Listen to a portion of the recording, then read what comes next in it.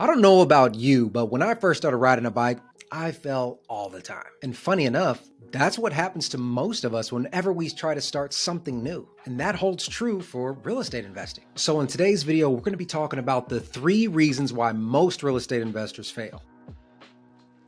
Reason number 1, they don't treat it like a business. Whoa, hold on. You're telling me that I can't just invest part-time in real estate? No. I didn't say that at all.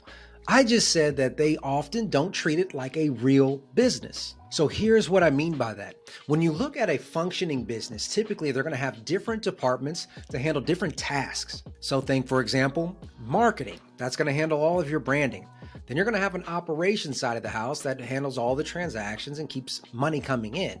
Then you're also going to have a finance side of the house to control all of the money, making sure that you're not expending too much and making sure that you're actually making a profit on the company. And as you scale this company, you're going to have decision makers and then you're going to have implementers. Now, don't get it twisted. As a new entrepreneur, you're typically the CEO, right? The chief everything officer, and you have to wear hats for all of these roles. However, the difference between somebody who's not treating it like a business and somebody who is that person who is treating it like a business is going to go through each one of these different departments in the company and go ahead and map out a standard operating procedure or a way that that process works. Now, why is that? I got it. It's because they want to basically replace themselves in the future, right?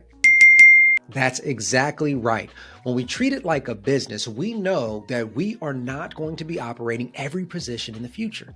So it's imperative that we design these processes so we can hire other people to leverage that out over time.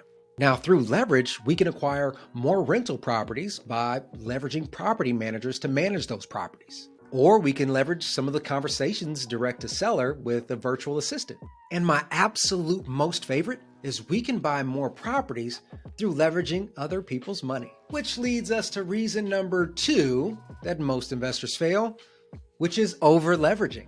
Well, come on, man. First you're saying leverage and now we can't over leverage. What's going on? Okay, calm down, Jimbo. Here's what I mean by not over leveraging. Oftentimes as entrepreneurs, we really want to get rid of the nagging task as quickly as possible so we can focus on the bigger numbers, right? The projects that are going to be bringing in more money. And in an effort to do so, we often hire people too fast. Or we take on too much debt so we can acquire more properties. But here's the danger of over leveraging. See, when you over leverage, oftentimes you lose control over your business. So let's say, for an example, you start hiring people to talk to all your sellers because that's how you're going to make money. And the key goal is to get the seller to agree to that contract price, put it on the dotted line so then you can go and wholesale it or fix and flip it. So you hire your first employee and then maybe your second. And then all of a sudden you notice that you need maybe 2 or 3 more employees.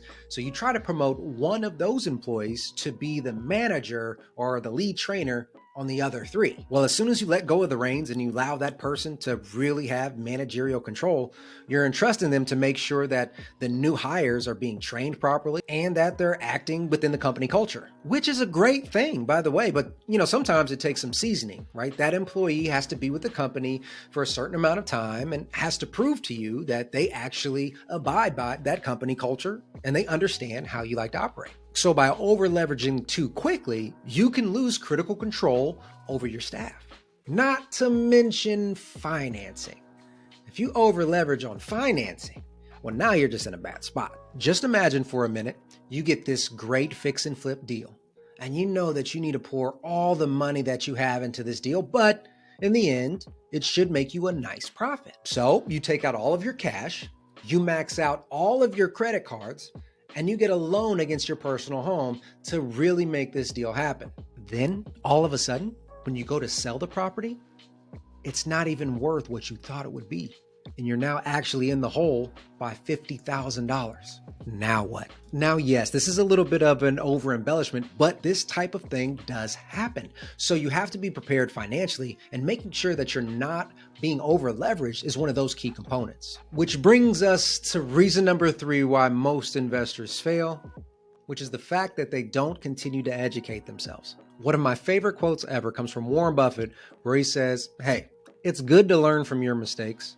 it's even better to learn from others. Oh, you're about to lose me again, Mike. Now, what you mean learn from others? That's a great question. What I mean by that is also known as standing on the shoulder of giants.